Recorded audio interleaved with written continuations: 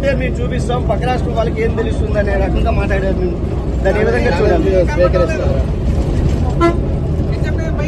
YV Subbareddy గారు అసలు మొట్టమొదట నేను జగన్ రెడ్డి గారు అనడము వాళ్ళకు నచ్చలేదు.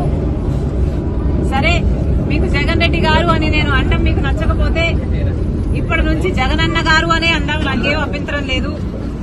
కానీ వైవి సుబ్బారెడ్డి గారు వాళ్ళు చేసిన డెవలప్మెంట్ ని చూపిస్తామన్నారు.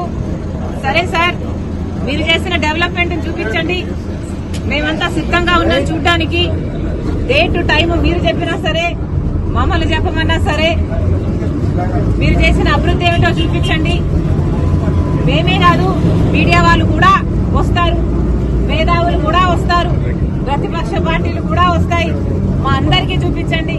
మేమందరం కూడా మీరు చేసిన అభివృద్ధి ఏమిటి, మీరు కట్టిన రాజధాని ఎక్కడ, మీరు నడుపుతున్న పెట్రోల్ ఎక్కడ, మీరు కట్టిన పోలవరం ఎక్కడ, మీరు చేసిన డెవలప్మెంట్ కూడా ఆంధ్రప్రదేశ్ లో అందరూ కళ్ళల్లో వంతులేసుకొని చూస్తున్నాము. చూపించండి.